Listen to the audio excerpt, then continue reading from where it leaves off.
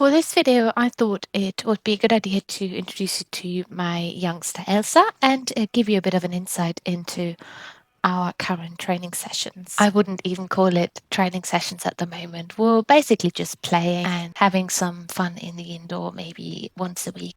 She's definitely made me rethink my approach. As you can see here, sometimes we just run around. She then is a little bit excited in the session today.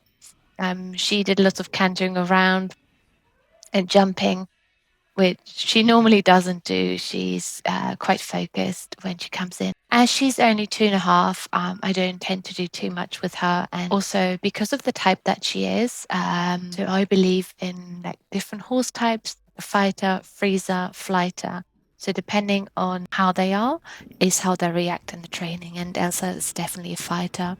Initially trying to get her to rein back resulted in loads of rearing, and obviously they don't know, she doesn't know that it's a little bit scary for us humans. It's just a way of how she expresses herself. We usually start by her just being able to move freely. As you can see today, there was a lot of energy, so I tried to keep my energy fairly low.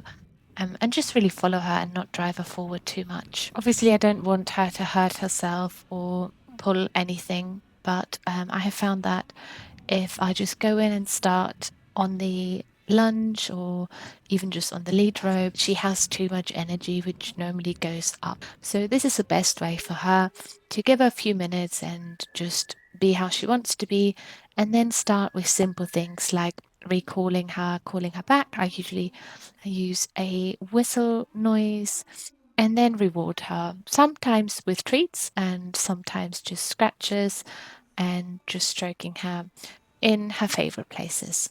Coming back to the training methods, I do agree that you definitely need structure and some sort of plan, especially with young horses. They do look to you for guidance, but at the same time, you have to be aware that you can't control everything. Sometimes, it is just good just to be with them and have no expectations and just see how they react. This is her third time of us having a little play like this, and I think she's doing really well.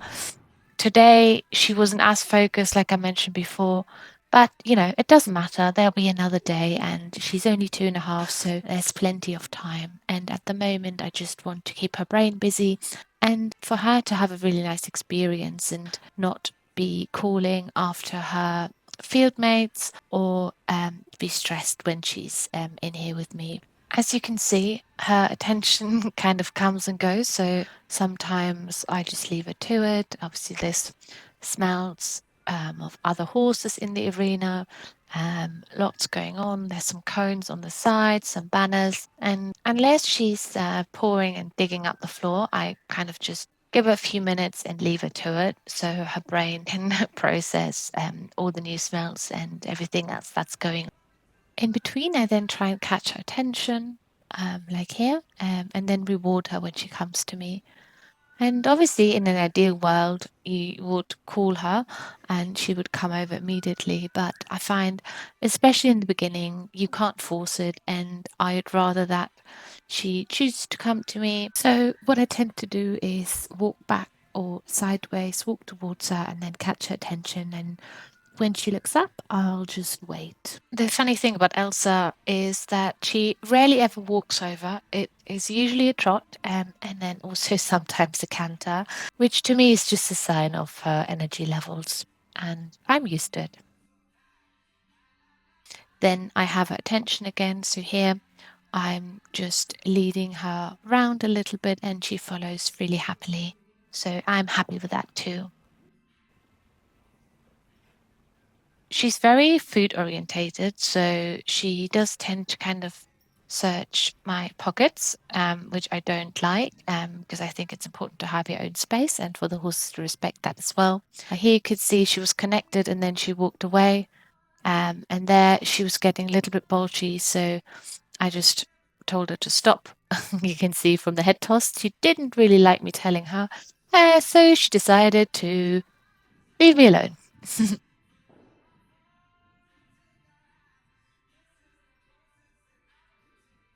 So here I thought I would catch her attention by just running off, and it did work. I just did a little cut because I had to switch over the camera, but eventually she thought I was more interesting and she came running over. So again, just praise her, just tell her that I'm happy that she's here. And then we have another little fun game that we do play, which is walking down. And just looking at her walking here, I think it's really nice how relaxed she is and how she's following. Her ears have slightly flopped sideways, so another sign of relaxation. And then I turn around quickly, and it might not look as quick because I have my extended arm as my whip. I then run off, and she comes running after me.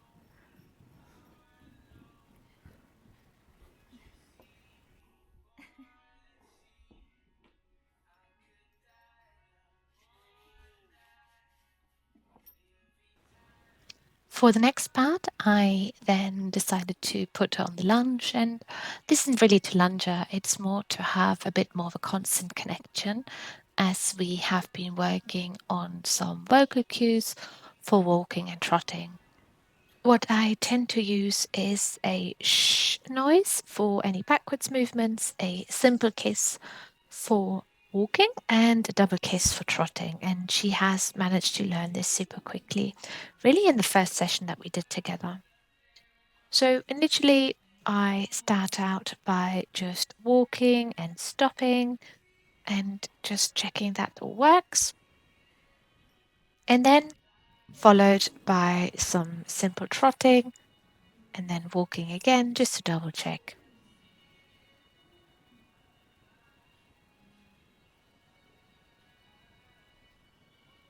Here I'm swapping my whip around, my extended arm, to then change direction. She was a little bit confused as to what I wanted, but then quickly realized still looking for treats, and then walked on nicely.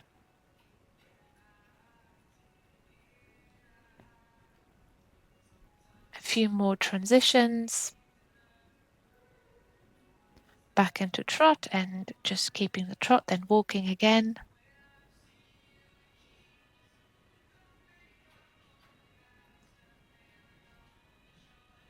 And trotting again.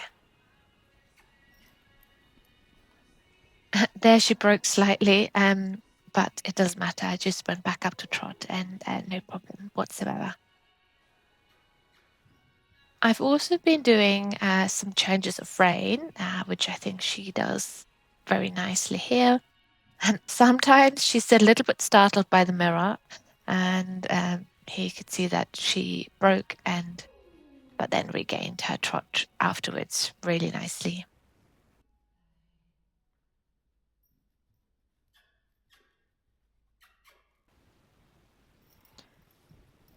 Our little sessions might not look like much, but I'm really enjoying them, especially when she shows her character in these situations, and I just have to laugh.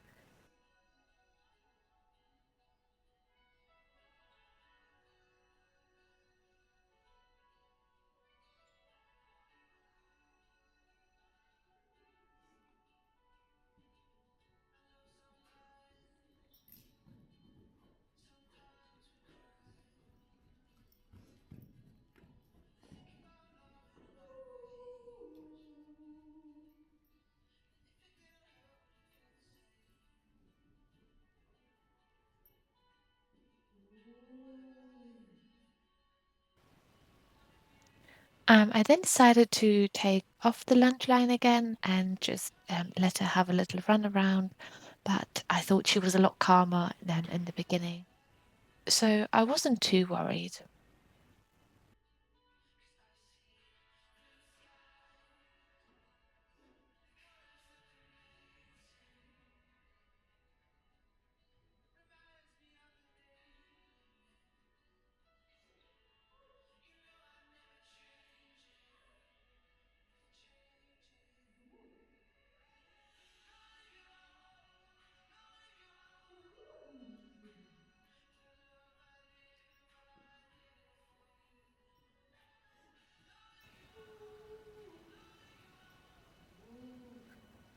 We then did a couple of her least favorite exercise, stepping backwards. I think it's just not really in her nature. You can tell by her facial expression. She did it well, and then she thought, "No, thank you, enough. I don't like going backwards, and I want my own space." So then just left me and ran off. Absolutely fine by me.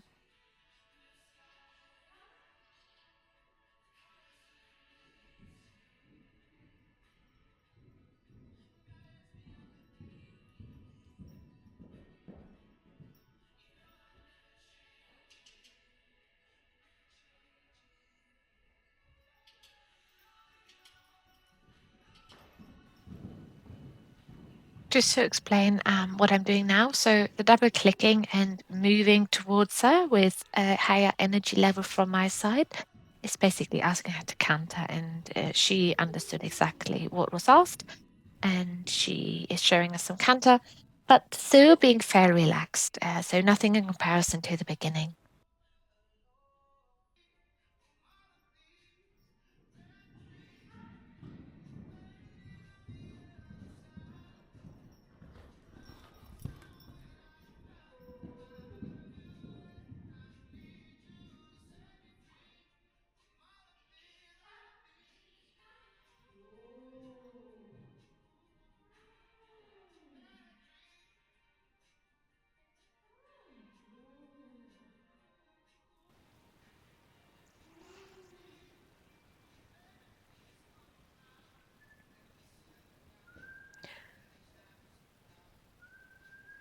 And here you can see her being a little bit cheeky. So she pretends to come to me and looks like she's going to stop and then goes straight past and runs off to look at herself in the mirror. Why not?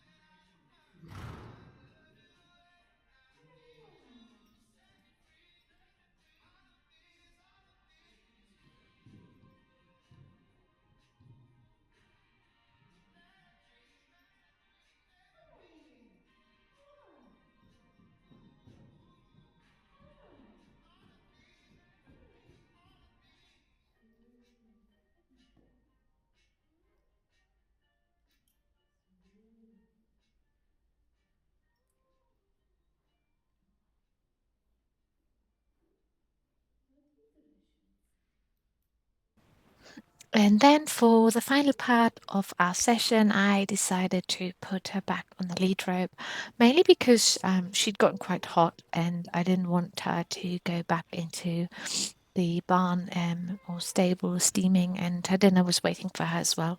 So we just did a couple of halts and rainbacks. So you can see here she really doesn't want to do it, and she's showing me. But I do think it's an important part because often you do need to use it even in a day-to-day situation. For example, when you're bringing in and you have to reverse one horse if the other one's too far ahead. So I do think it's important and it's good to practice them from time to time.